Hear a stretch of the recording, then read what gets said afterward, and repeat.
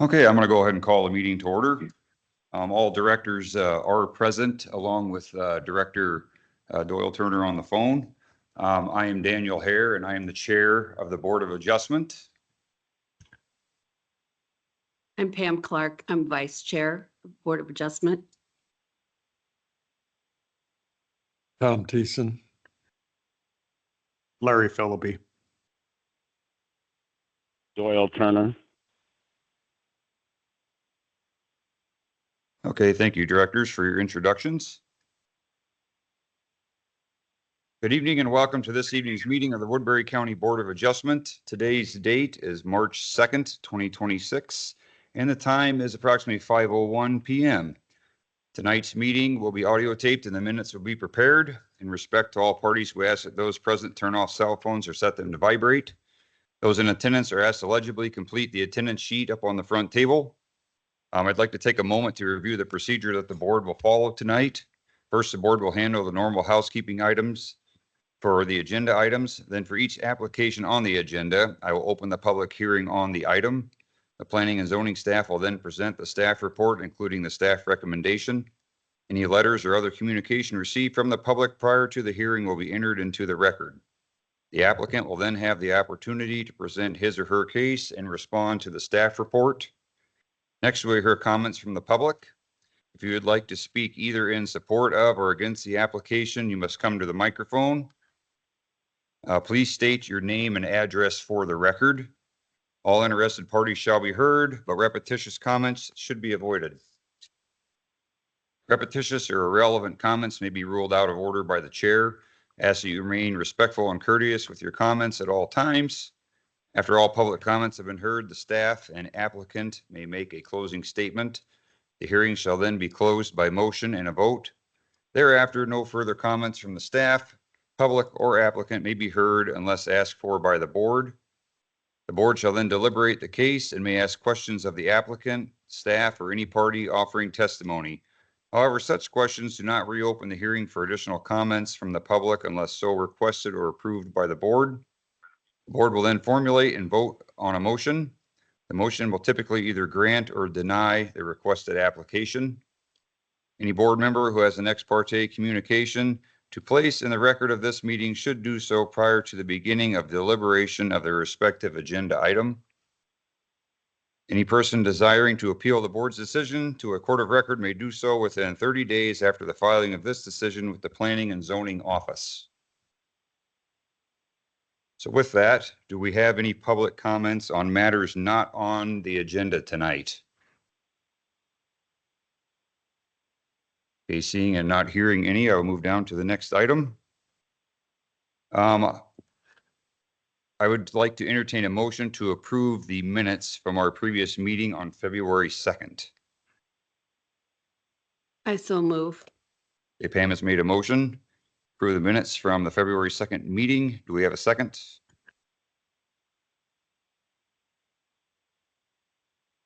That was seconded by Tom. Is there any further discussion? All those in favor, say aye. Aye. All opposed, same sign. Okay, that motion carries. I'll move down to item 5. The public hearing on this agenda item is now open. And Mr. Priestley, would you please read the staff report?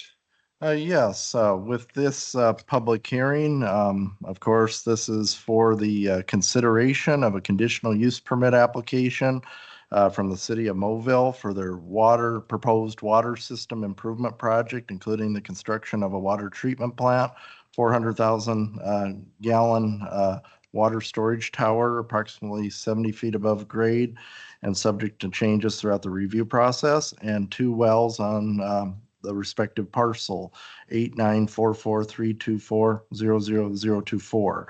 And again, this public hearing is for consideration of this application by Carly Noel, Development Services Coordinator on behalf of the city of Moville. The application requests approval for this public use on a city-owned property to support the water system improvement project as referenced. The affected property consists of lots 3, 4, 5, and 6 in the Mobile Heights addition, in addition to Woodbury County at the parcel as referenced. This property actually includes a zoning lot, which was the combination of the 4 lots via the assessor into this 8-acre parcel. This is located within the agricultural estate zoning district. It's in the Arlington Township, Township 89 North, Range 44 West of Section 32. It lies about 1,500 feet south of the city of Mobile on the north side of 160th Street, south of Highway 20 and west of Humboldt Avenue. With that said, the Woodbury County Zoning Commission did review this at their public hearing a week ago. It was at the meeting held on February 23rd. They did send a recommendation over, which is located within the packet on page 8 and page 9. The recommendation was signed by Chair Chris Zelmer-Zant. They put an emphasis on the applicant must obtain all necessary permits, federal, state, and local permits prior to the construction, but not limited to the basic items, the grading and right-of-way permits from Woodbury County, if applicable. They do recommend security fencing as shown on their site plan and installed and maintained for the life of the facility. They mentioned a setback disclaimer as far as looking at the combined lots, which this was platted back in, I believe, 2004. There is a reference to 100-foot setbacks at the time in 2004. Since that time, the zoning regulations for the agricultural estates are now 75 feet. And with that said, there is a practice of having a disclaimer which they made reference to in their letter that would be a good idea to be included about the zoning lot versus what was originally platted. So the recommendation is to include that disclaimer, as well as staff also suggests we should contact the city of Mobile as far as that disclaimer, just for full clarification at the end of the project. But as far as the zoning commission at the time, there wasn't much public at that event. Amanda Goodnow with ISG presented on behalf of the city at that time, and she is on the phone here today.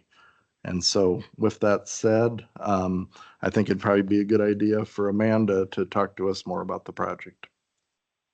Okay, just to clarify, Mr. Priestley, is she the representative then for this conditional use Yes, permit? yes. Okay, Hi. Yeah, so the project is going to install 2 new wells, a water tower, and a water treatment plant for the city of Mobile that will replace their existing water tower, water treatment plant, and wells that are currently within city limits. This location was desirable because it sits on a pretty good hill outside the city, and it was able to shorten the water tower height and therefore give us a little bit of cost savings. And we also found some good water up here for their wells. The setback situation, we've done all the research in the background, worked with the majority lot owner for this subdivision when it was platted and currently, which is who we bought the lots from. And he gave us written permission as well to use the current 75-foot setback instead of the 100-foot that was originally platted over 20 years ago. And one of the key components for that setback, you'll see within your packet a site layout. It's got some big circles on it surrounding the wells. Those circles represent the chemical setbacks that are required through Iowa code, 200 feet from any ground application of chemicals, which would include spraying in the surrounding farm fields, and then 100 foot from any chemical storage, which would include storage within the water treatment plant for things such as chlorine addition. So that's why those circles are shown and just perfectly fit on the site right now with that 75-foot setback. if we were to move 25 feet farther back to get to the 100 feet, that would push that 200-foot radius into the farm field. And then we would have to consult with that farmer to request a no spray agreement for about 25 feet of his field, which we try to avoid whenever possible. So that's some of the background there. I guess any questions? 25 feet.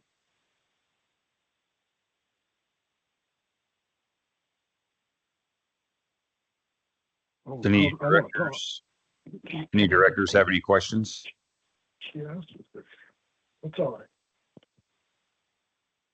Yes, I was just wondering, is that house they're just putting up there, is that to the east of their water treatment plant? Yes, it's to the east of our 4 lots. About how far east is that, or do you know? Well, it's the lot right next to ours, but as far as the distance from the wells, it's about, I think, 400 feet from the farthest east well that we've proposed. Okay, thank you.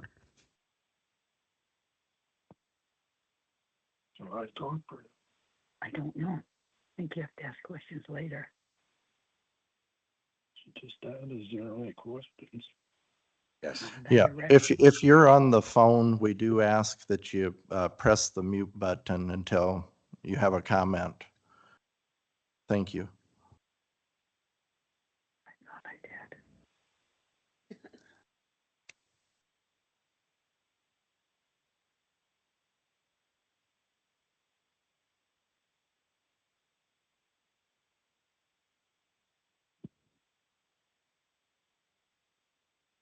Anyone else on the board have any questions for Amanda at this time? Okay.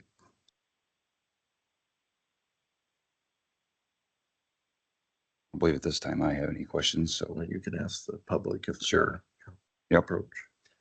Is there anyone here from the public that would like to address this either on the phone or in person tonight as a comment on this? If you would, just please come to the microphones and push the buttons on each microphone so that the red light is on. You can speak now, I think. And one other microphone too, sir, if you don't mind. Thank you. All right, I've got a couple of questions. I own property directly east of this water tower they're putting up. And question I have is how deep are they going with the wells? Yeah, the wells are going to the Dakota Aquifer, which would be, I believe it's 300 feet approximately in this location.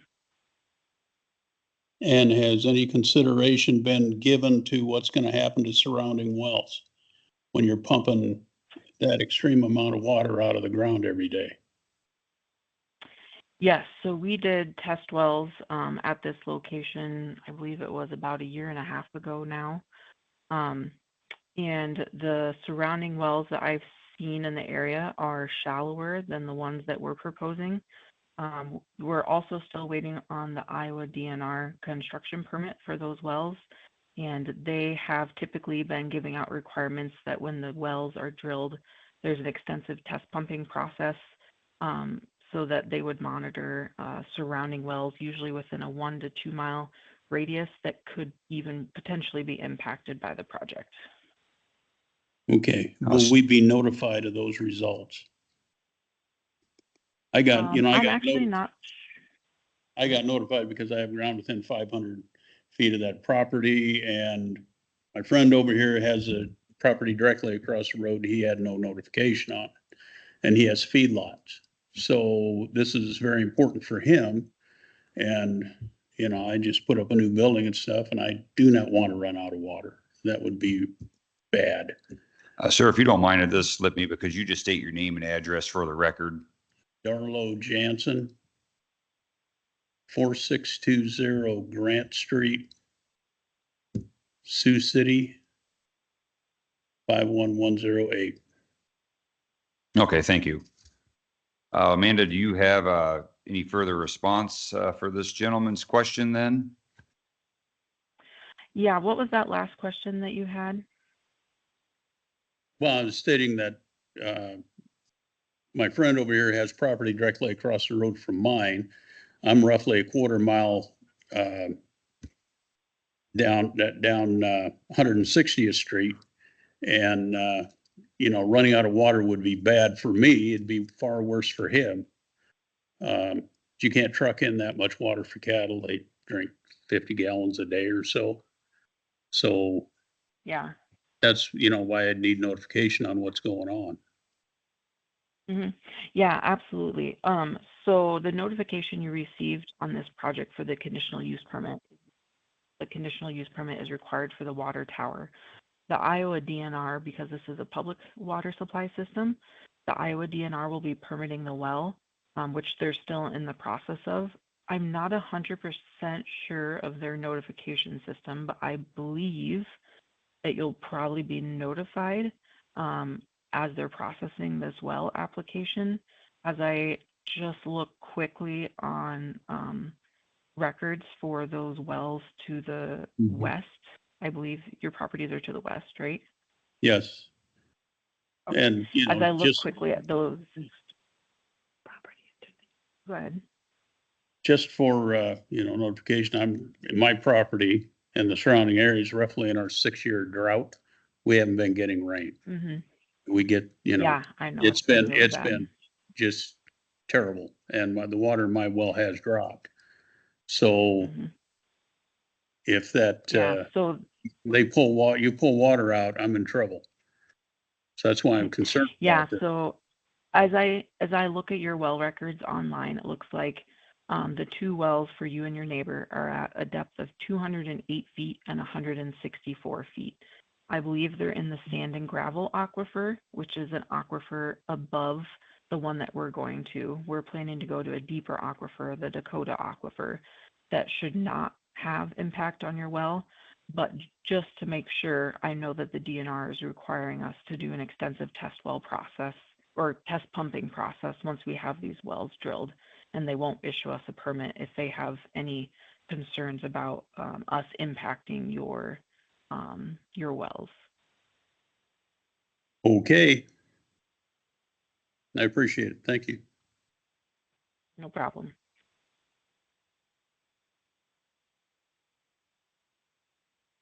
I do have a question. Is Larry Philippi on the board here? I'm just curious, that Dakota aquifer that you're referring to, what actually feeds that? Are those the lakes up in Minnesota?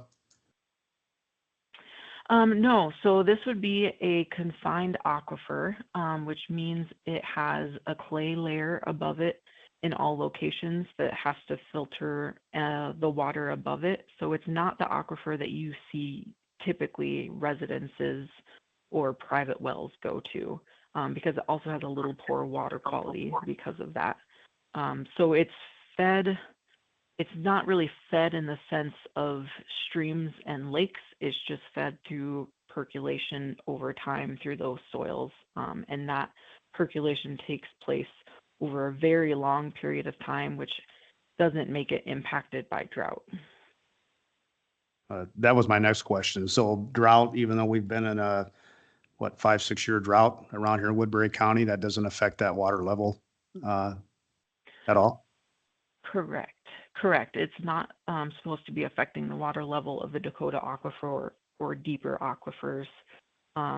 We have seen some levels drop in some areas of the Dakota aquifer in the northwest, but that's actually just due to the amount of pumping of different wells that are in the aquifer and not related to the drought. And that's something that the Iowa DNR monitors and considers in all of their permit applications.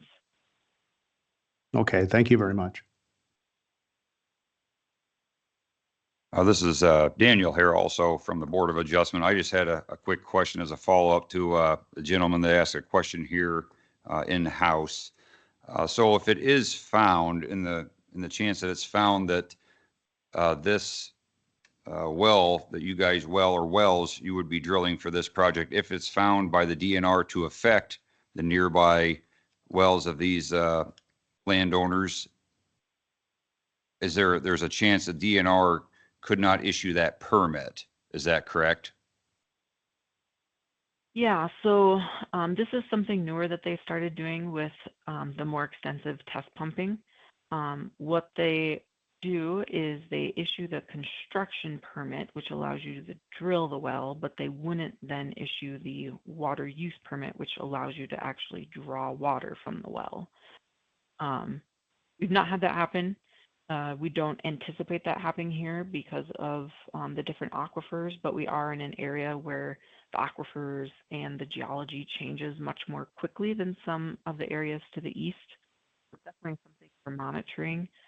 If that were to happen, the DNR could request or suggest that we go to a deeper aquifer, for example. That would be absolute worst case scenario. Again, not expecting that, but it's definitely a slight possibility.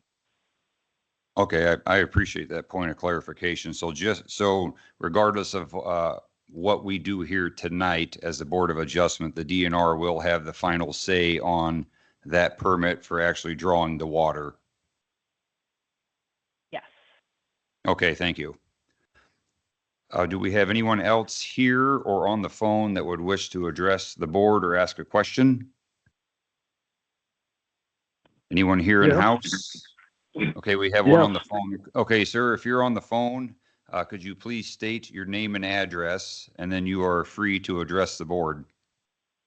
My name is John Walbert, 2758 160th Street, and I'm directly across the road from the well.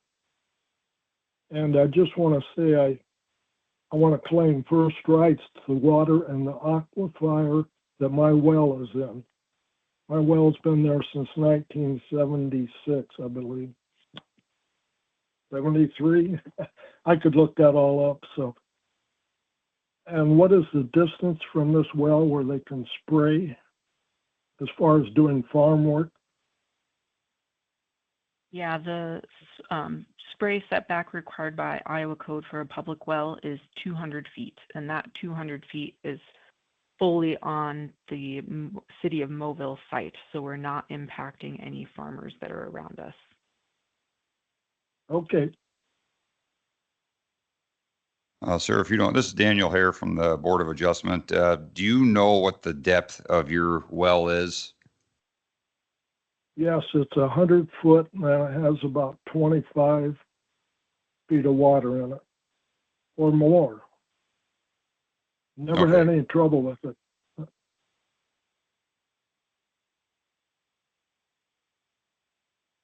Can you repeat your address again for me? I just want to make sure I'm looking at the right well online here. It's 2758 160th Street, Mobile, Iowa. Okay. Yeah, the public records for the wells around us that I'm looking up just now as we're talking, I've been able to confirm they're all in the higher sand and gravel aquifer, not in the deep Dakota aquifer that we're working with. So there should not be any impacts. But Iowa DNR will definitely take all of that into consideration. Okay, thank you. This is Doyle Turner. How many feet of Dakota sandstone do you have? Oh, let me see if I can look that up quick, 'cause I don't remember off the top of my head. I want to say it was maybe about 60 feet. Okay. Usually, on like I've done test wells east of there in the Dakota sandstone, and we hit it at 80 feet, went down 200 feet, and never ran out of it. And for irrigation, they figure 10 gallon per minute per foot in the Dakota sandstone. So I don't think anybody's going to have any trouble running out of water. Oh, I hope.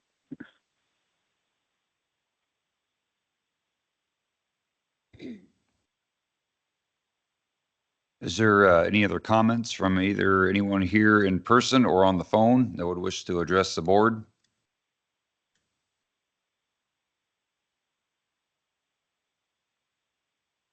Anyone else on the phone, Mr. Priestley, that you know of? It appears so. It appears we've got Doyle, Amanda, and John, so that has everybody covered. Okay. I guess, is there anyone else who would like to comment on this? Going once, going twice?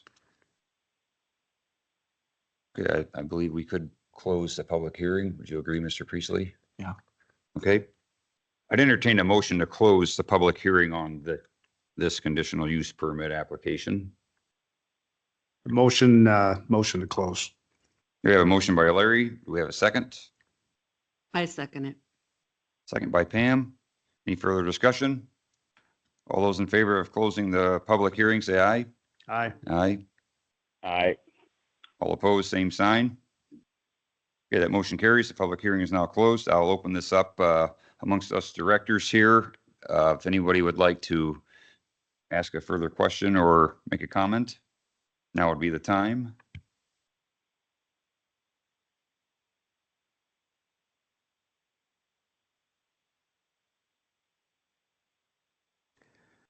I think everything that I've heard, I'm comfortable. I guess I'd like to, unless there's other comments here, I feel that we've heard a lot of detail, and we have a lot of detail here in front of us. I don't see anything that jumps out at me. Yes, Yeah. Mr. Priestley? Yeah, if I may, this is a multi-tier project, certainly, including the contents that were in the packet, showing like the plans for the tower and the treatment plant. They also have to deal with the different levels of permitting, like we heard tonight with the DNR, to run the water main down through there. That's even another project in itself, which has its own plans where they got to cross the floodplain in some respects. So they'll do a floodplain development permit through the through the planning and zoning office as well. I actually have the set of water main plans as well, and I just ask that they be received into the record for informational purposes. But Okay, do we have a motion to receive these water main plans? I move that we receive the water main plans. We have a motion by Pam to receive the water main plans. Do we have a second? I'll second that. Seconded by Larry. Any further discussion on that? All those in favor say aye. Aye. Aye. All opposed, same sign. Okay, that motion carries. Okay, thank you, Mr. Priestley. Do you have anything to add to that? just that going back to what the staff comments were in the packet, as well as the zoning commission, I think the zoning commission letter kind of puts it together quite well. I think that the setback thing just needs to be abundantly clear as far as how it was said. So typically, when the Board of Adjustment renders a decision, the conditional use permit's prepared in the form of a resolution that kind of lays out the expectations. I think that this particular, especially what we learned from public testimony and concerns tonight, that it's a multifaceted project that involves other agencies of permitting, including the DNR. So I think the zoning commission was right on when they talked about expectations for them to meet all the appropriate permitting situations as far. Conditional use permits a lot for the county or catch-all permits where you make this expectation under the county ordinance, but it also means that you have to make the expectations for all the other respective agencies that have a compelling interest in it. And so with that said, any resolution that's put together, I would say look closely at the zoning commission comments, as well as the idea about the discrepancy between the setbacks as far as the platted setbacks versus the zoning ordinance setbacks, the agricultural estates that we typically use with the disclaimer. So I think the disclaimer, all that content should be included with a resolution. Plus, I think it would be more than reasonable to have a letter prepared by the chair of this board that basically states the expectations for the city in addition to the resolution, which is an additional feature, but it just says something clear about the setbacks and the other regulations and conditions. That would be my 2 cents at this point. So. Okay. Thank you for that, Mr. Priestley. I think at our level, I don't find any problems with this permit for what we can regulate. You know, the questions and concerns that were raised here tonight and on the phone by the public deal with the water draw on the wells, which is in the Iowa DNR's permitting hands. I would like to reference page 8 for the directors here, which is from the Woodbury County Zoning Commission. They asked that, or they thought we should potentially put in some permit requirement language, which from what we've done in the past is pretty standard. Also, they mentioned security fencing around the project.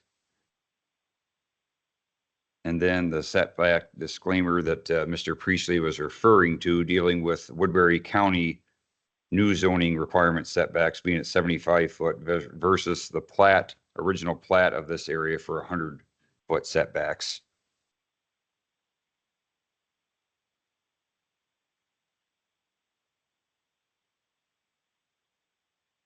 So with that, I would ask the directors here if they would please look on page 10 of our packet.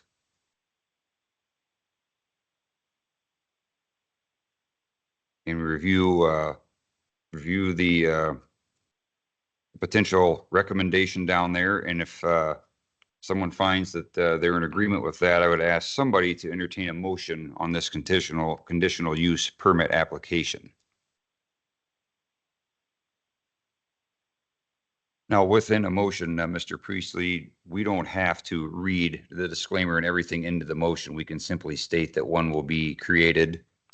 You can make a reference to this packet page. It's actually page 16 of the packet there.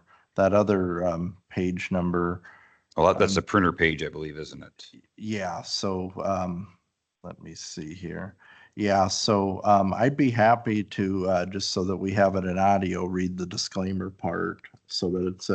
But we can definitely refer to the meeting packet. But the disclaimer typically says your subdivision community covenants and plat map may be more restrictive than the local governing body. The approval of this permit does not guarantee that your building project meets the requirements of your subdivision.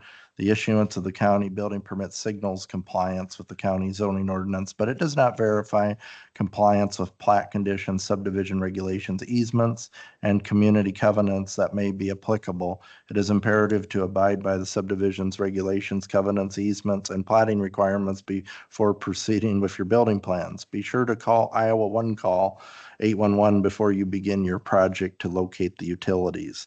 And I will go on to say that the staff recommendation does follow along with the zoning commission as far as, of course, keeping in mind, based on the findings and analysis, and of course, what we learned tonight from the public, it is recommended to approve the conditional use permit pending further input from the public through the process. Potential conditions that you might consider are the applicant must obtain all necessary federal, state, and local permits prior to construction, including but not limited to grading and right-of-way permits from Woodbury County if applicable, and provide copies to the Woodbury County Planning and Zoning Office. So that idea is that they're tasked to get all those respective permits and report them back to the office.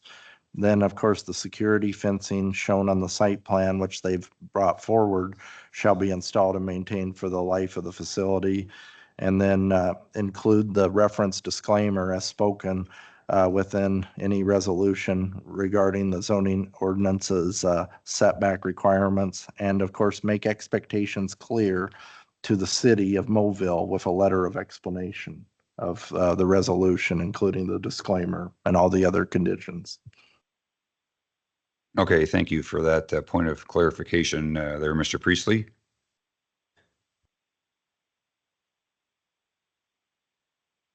I would entertain potential motions on this if someone on the board has one. I would recommend the approval of the conditional use permit application. The applicant must obtain all other necessary federal, state, and local permits prior to construction, including but not limited to grading and right-of-way permits from Woodbury County, if applicable and provide copies to the Woodbury County Planning and Zoning Office. You're gonna include Okay, And then also include the security fencing shown in the site plan shall be installed and maintained for the life of the facility. Should include the reference disclaimer within any resolution regarding the use of the zoning ordinance's setback requirements and make expectations clear to the city with a letter of explanation and resolution. okay. Thank you for that, Pam. Pam has made that motion. Do we have a second on that motion? I'll second that. Pam's motion has been. Is there any further discussion on that? Okay, seeing none, all those in favor, say aye. Aye. Aye. Aye. I, All opposed, same sign. Okay, that motion carries. Thank you, directors, for that. I will move down to the next item on our agenda.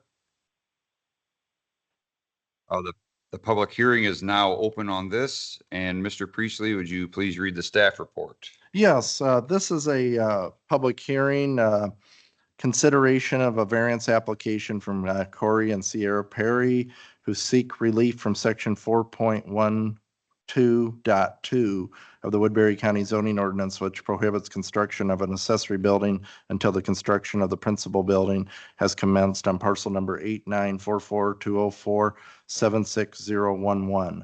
The property is at 1370 Highway 140, Mobile, Iowa 51039. And again, the applicants, as referenced, seek approval to construct an approximately 50 by 80 foot shed, subject to potential changes before completing their principal structure, a single family dwelling on their property located at Lot 11, Block 2 of the Wood River Development, Woodbury County, Iowa, on the parcel as referenced.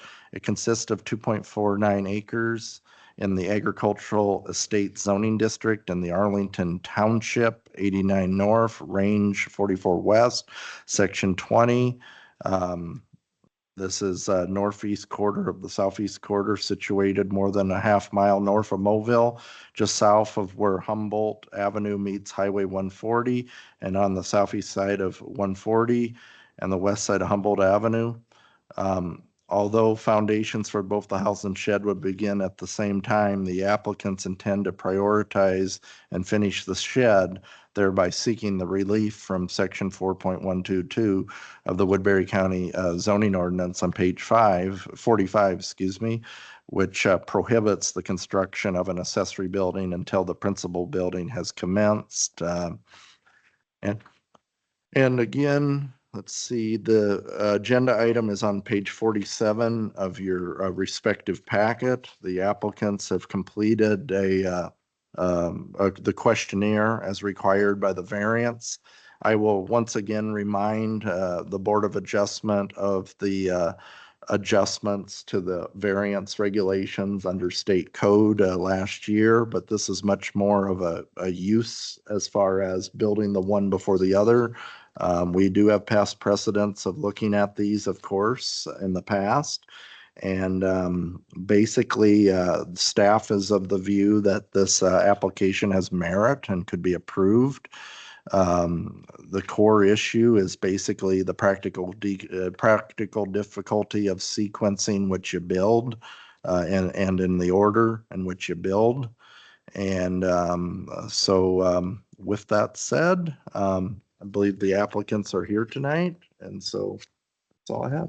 Okay, thank you for that, Mr. Priestley. With that, is there anyone here to speak on behalf of this variance request? If so, please come to the microphones, push the buttons, and state your name and address. Hi, I'm Corey Perry. I am would be the owner and GC of the project.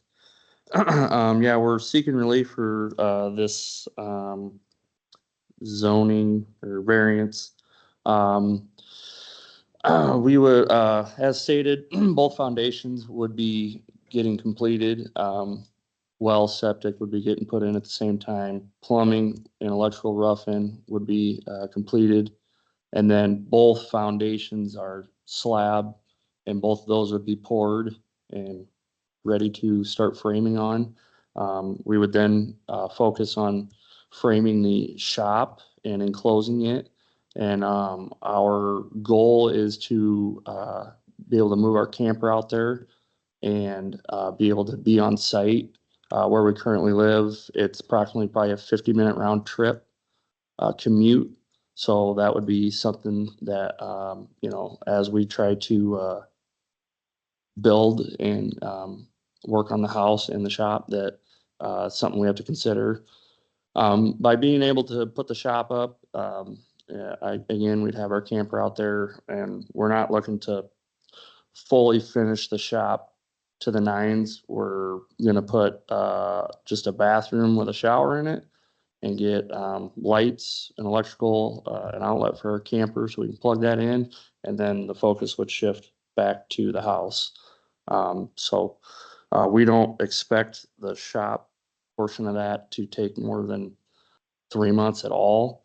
And I fully anticipate completing everything within the 1 year building requirement as per the building application. And yeah, I think that's about it. So. Okay, I guess, and maybe I missed it, maybe you mentioned it, but I had a question for starters here. How long will this entire project take? I know you're anticipating the shed maybe taking around 3 months.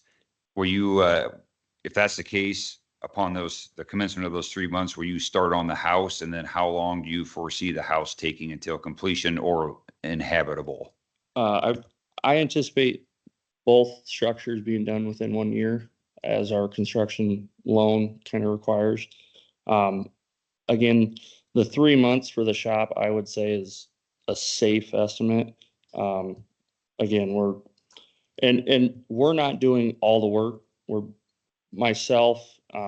We would be doing the framing, and then the plumbing and electrical installation, all that would be contracted out. So we anticipate that, obviously, that process getting done quicker instead of having a few hands on it. It's, contractors doing that. So, again, total for house and shop, 1 year, and 3 months, I would say, is a safe bet on the shop, but I anticipate that being quicker. And, the framing on the house would probably also be getting done as the shop, once we get it constructed and the outside tin, the framing on the house would go right after that. So, yeah. I had a question. Okay, go ahead, Pam. When all of the materials are delivered to begin construction on the shed, are the housing materials delivered as well, so that, it's a definite thing that it's gonna that we know for sure that you are gonna build a house? Right. No, I understand. Yeah. So I would say initially the framing materials for the shop, would show up initially, and then, I anticipate having to either rent equipment to put trusses up. I would like to, utilize that equipment on one rental and be utilizing that for the house as well. So, yeah, so the shop would be constructed, I would think, fairly quick. And then it'd be right to the house. And then So, straight to the yep, house. and like I said, the foundations, there'd be septic, everything would be plumbed in, there'd be cement pads for both. And then, That makes sense to me. yeah, I mean, both cement pads would be poured before we even start putting any framing on either one down. So Yeah. all the infrastructure will be in, the slab would be poured, and then we would focus on getting the shop up. I don't anticipate that taking the full 3 months at all. I mean, we're anxious to be able to get out there. And with us being able to put the shop up, it's somewhere that we can store materials for the house, tools, our belongings. Yep. I would say it helps us try to get done with that as quick as possible. Like I said, we're not finishing it to the nines and there's no living quarters in it. It's just, there's gonna be a bathroom and some lights and an outlet for us to hook up our camper, and then it's, all the focus is back on the house. Yep, I drive by that site every day, several times a day, so I'm very familiar with where Yeah. you're at. One thing I would make a comment on that I'm going to ask you the question on, things the board has historically done to, ensure good faith and something like that is we'll put a deadline or a timeline on this kind of a variance request. So if we were to do that, say a 12-month timeline on this, would that stress you to get this done? Or do you believe that would be sufficient? Or do you believe you would need a 12-month timeline after the 3 months that you anticipate using on the shed? No, I think 12 months total is sufficient. Again, I think that's what our bank requires as far as our construction loan, and I don't plan on extending that at all. So I think if anything, the 12-month of a normal build would, I guess, That would be sufficient. that would be sufficient, yes. It would, if anything, it would Be faster. make us, make sure, and us being out on site, I think allows us to keep the site clean, be able to work on it every night, keep an eye on contractors, what work they're getting on, so every day I'd be able to show up and see what progress is done and, keep on it, so. Technically, are you going to be putting the camper that you were living in inside the shed No, we would No. have an outlet, outlet? Yeah. Outside? yeah. Because I was gonna say otherwise you'd be living in it, so. I just want to make a comment for logistical purposes. If the variance were to be approved, we do have the policy of any issuance of a building permit is that they have it within a year on each building permit. Building permits technically can be renewed by basically processing them and paying for them again, but they do have ultimately a year. I think the ordinance says, I think it used to be 120 days, but they have 180 days to commence on the project, and ultimately it has to be completed within a year. So you're still subject to filing the permit for the shed and the house separately. They'll be on those deadlines with staff as well. Is this something then, in your opinion, Mr. Priestley, that we need to put a deadline on? If we do put like a year deadline and it's not accomplished in some way, it could create a situation where we'd have to return to the Board of Adjustment in some way through either another type of variance. But we do have to keep in mind that there's an expectation that both structures are up at a certain point. Because if we get to like a year from now and there's just a shed sitting there without the house, we run into a situation too. So we do need the assurances that that will be accomplished. So it would not be unreasonable in our variance to include some form of time frame, although maybe double redundant.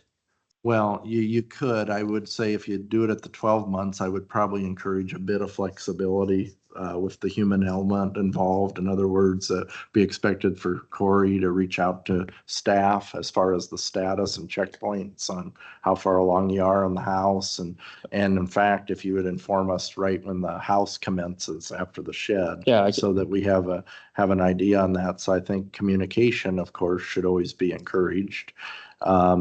The level of flexibility as far as the variance, I would have to say that at least let him work within the year as far as meeting the permit guidelines, but maybe even extend it beyond the year just for flexibility purposes that staff could monitor. But if it goes over 2 years and we just have a shed out there, we have a problem. So I think of it that way. am shooting for the 1 year construct. I mean, and ideally, if that works good for you, it's I can update the board or Dan pictures as soon as the house starts getting framed, which very well might be, a month into it. We'll see how fast we end up getting everything going. 2 months into it, we might already be on the house and everything. So, and like I said, the framing portion that we're doing. And once we get the building framed and, sited, then the contractors will take over, and then, yeah, then our focus is right back to the house framing, so. And we're working with the bank right now. We're hopefully anticipating, hopefully starting framing by May 1st. Obviously, we got to get with you on the building permit yet, and we're working with the bank for the construction loan right now. But that's our ideal time frame, is start framing May 1st, and then, yeah, on the house. So hopefully have both slabs and all the infrastructure in by May 1st. I noticed in our meeting materials that we're presented with, there was, I believe the state had some questions about driveway access. Everything has been resolved on that, and you're, I've reached out to the the DOT, and we are in communications right now. So if you look at our site plan, I was trying to explain to the gentleman at the DOT. It seemed like he was confused as far as the access. So I believe right now they said that it's zoned agricultural limited use. So I have filed for an access permit for a change to residential use, obviously for us building a house there. And so they had some questions as far as the access, and the gentleman seemed a little confused as far as where either physically was, or he made it seem on the phone, and it was a long conversation, and I was trying to explain to him over and over that there is a physical access there with a culvert, and our site plan shows our driveway snaking, kind of doing a 180, and then coming along the property line, and then into with our setbacks of that property. That's kind of where we had to put everything. I don't recall who I had talked to last summer. I inquired about moving my access so it'd be a straight perpendicular shot off 140. And the neighbor to the south of me, he's got two access points. The furthest south they use as a driveway, and then there's one. I don't know. I think the 300 feet is I think what they require for distance between driveways for safety. And again, I don't recall who I talked to, if it was, I'm not sure. It was somebody with the county, I believe, but which department looks at that, I'm not sure. But they went out and looked at it, and they said the only way I could move it to the south, is I'd have to have the neighbor tear his out, and we'd have to put a conjoining one. So I didn't want to incur that expense for just trying to save some money on rock. So that's why our site plan shows the driveway using the existing access. So the gentleman at the DOT kind of seemed confused at where the access was. And so he was supposed to go out and look at it, I believe, last week. And I need to call him again and see if he did make it out there. He did say that at a minimum, we would have to put a new culvert in, because I think they require that with the change of access. But he said if the access is shown as the site plan, that the DOT has no concerns or problems with where it's at. He just wants to verify that's where it's at, and that our site plan doesn't change or want to move it, which I told him that we do not, and it's specifically designed to use the existing access. So. okay. Did you have a comment on that, Mr. Priestley? Have you heard? Yeah, I'd just say this subdivision was platted well before my time, and this is right here is the approved subdivision plat for Wood River. And you notice here that they do actually plat the proposed entrances. In other words, the ideal parts. And typically, I can't speak for how the zoning administrator did it at the time, but they probably very likely shared that with the DOT at some point. As part of the commenting process, as far as density showing up on their Highway 140 out there. And this plat doesn't necessarily suggest that that's the official driveway. And so that's why you were encouraged to check out, make sure everything is Yeah, and appropriate. again, if you look at our site plan, we did have the topography done, and I think you can kind of clearly see on the topography of the swells of kind of where that entrance is at, and I believe they have the culverts marked in there as well. So I would really say before a building permit could be issued, that we've Yeah. got to have that clarified. Yep. At least at the building permit stage. As far as the Board of Adjustment goes, that's not our department. As far as the Board of Adjustment, this For is more, variance. this is much more in the scope of building the shed before the house, basically. So we can, I intend to work with Corey directly on that as far as the building permit proceedings. Okay, thank you for that clarification. Does anyone else on the board have a question? So I was just wondering on the house will be closer to the highway than the building. is Yeah, correct? so our house is, I believe we have it set at the 100-foot setback, which is the setback per the covenants for that subdivision. And then the shop you can see there is behind the house. Yes, by about the length of the house. It's about even with the back of the house. And everything is either at or exceeds the setbacks of the covenants and the county Okay, thank you. within the building buildable area, so. Do you have anything further to add on that, Mr. Priestley? Well, yeah, as far as he did position his structures relative to what it was platted at. And the site plan, I think you had a kind of a surveyor assist you on preparing that document. Yeah, I made sure that everything was, and within the buildable area, I'll say, which is that the dash triangle there with the 100-foot setback from Highway 20.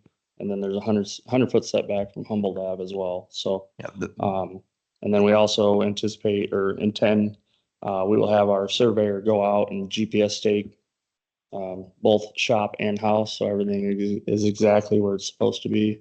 So we're within the setbacks as needed. Okay, thank you for that. Is there any further questions?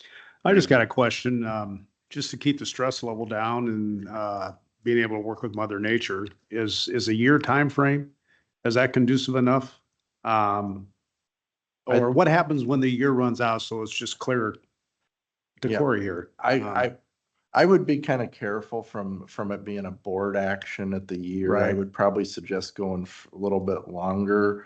Yeah. Again, he will be on the hook for the building permits within the year, and he can get those renewed pretty efficiently as long as he's within the realm of the plan. And so this, again, the scope is directly, can I build the one before the other?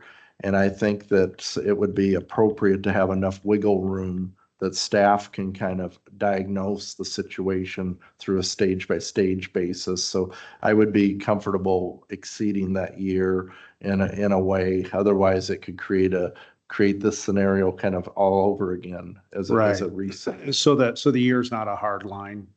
Yeah, I think the year, as far as the answering to the structures, we can handle that building permit wise, but I think for the Board of Adjustment to institute the year on it, I think it would make it much more complicated for him. So I would probably suggest either, if you want a deadline, to extend it out farther, and I'd even be comfortable with 2 years if that would be, because we know Mother Nature and other scenarios could be placed in the way of completing a project. But, That would be my suggestion. I was thinking longer, just because, I mean, I couldn't imagine building a house these days, just trying to get the contractors out there, and then Mother Nature, the way she is, you can't trust her. Nope, unintended. But yeah, I think that's reasonable. Okay, any further questions? Do you have any further comments? No. Okay, any further questions for this gentleman? no. Okay, I believe we're good. You can be seated then. Thank you. Thank you.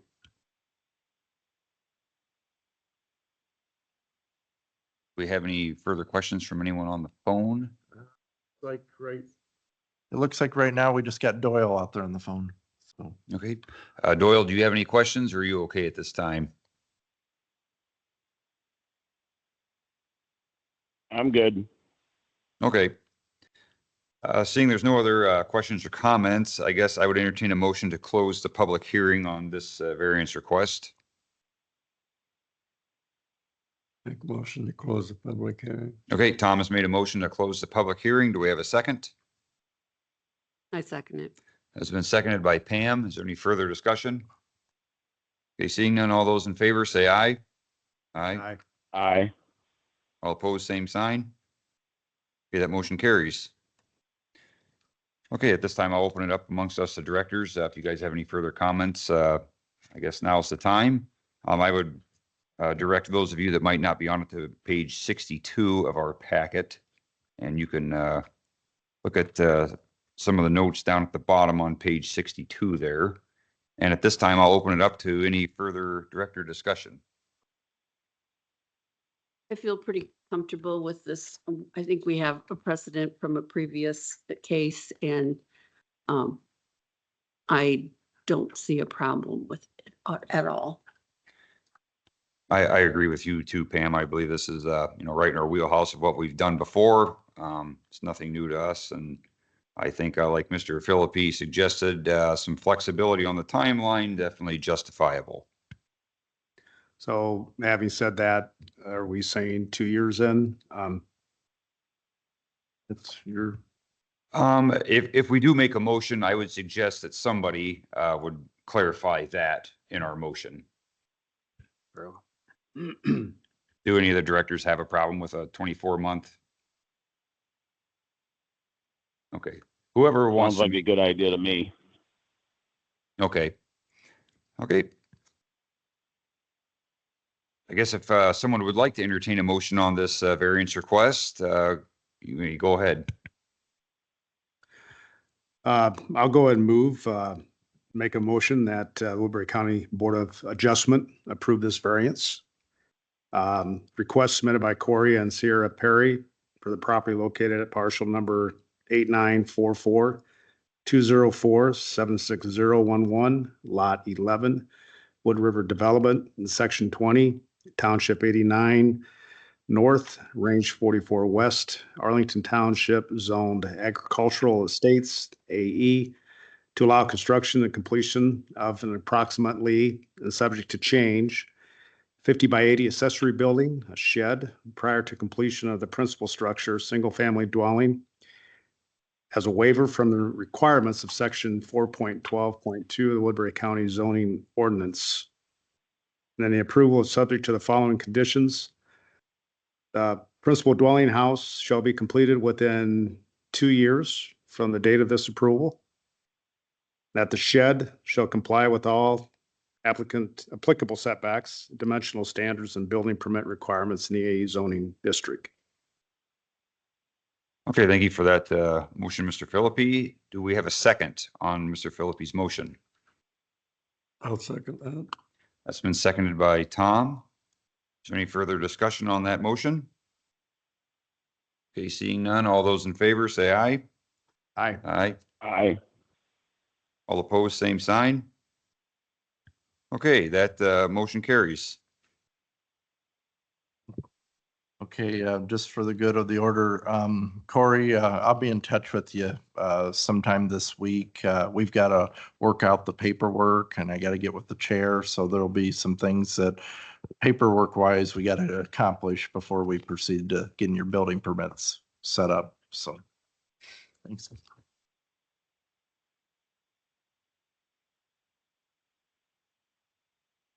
Okay, thank you, Mr. Priestley. Thank you guys for coming and speaking on behalf of that. I'll move down to item 6. Is there any public comments on matters not on the agenda for second round? Anyone on the phone? Just Doyle's on the phone. Okay, seeing none, I'll move down to item 7, the staff update.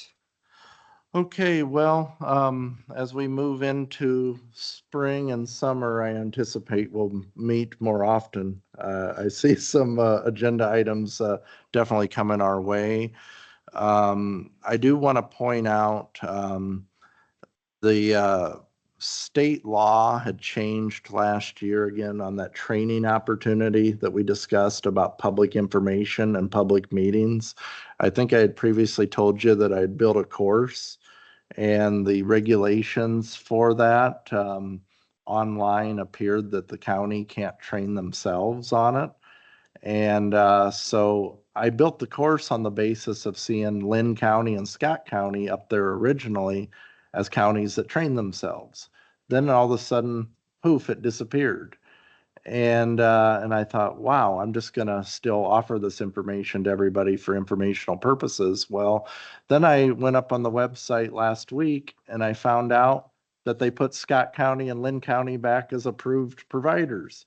So I went ahead and submitted an application on behalf of our office to get me as a trainer under that. And so they called me up and they told me that they're now considering the application and we would be qualified to be able to internally teach that. So I'm really excited about that we could probably arrange something pending their final approval on it, but I'm very optimistic about it.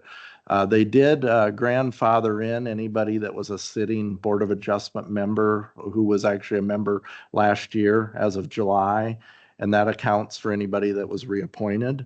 And this includes Board of Supervisors, Board of Adjustment, and zoning commissioners, and all of us across all three bodies are technically grandfathered. But I still think it would be important at some point that we hold an event, maybe on a light evening. I could train and go over it. It's by state code, it's designed to be about an hour and a half. It just kind of goes over the key elements of what it means to conduct a public hearing, to make sure that the public is informed about the respective events and all of the expectations that the public is optimally involved in, have information available to them. So with that said, I hopefully will have more information for you next month on it. I'm thinking this will probably replace the Iowa State thing, the training this year. Iowa State's closest location is probably Storm Lake, and everybody's been trained up to this point on that Iowa State training. So I think we'll probably look at the alternative for the public notice, and I'll talk with the supervisors as well to see what they think about how we handle the different events, because I'd like to have the opportunity to kind of run that course for them too, maybe at a lighter event. So I'm excited about it under the fact that the course was built and we still can use it now. So that's all I got. Okay, we appreciate your hard work on that, Mr. Priestley. So that would conclude the staff update. Yep. Okay. Is there any board member comment or inquiry? Anyone else on the board have any comments, questions, concerns? Okay, seeing none, I would entertain a motion on item 9. I move to adjourn the meeting. Okay, Pam has made a motion to adjourn. Do we have a second? I'll second that. It's been seconded by Larry. All those in favor say aye. Aye. Aye. Aye. All opposed, same sign. Okay, that motion carries. We're adjourned.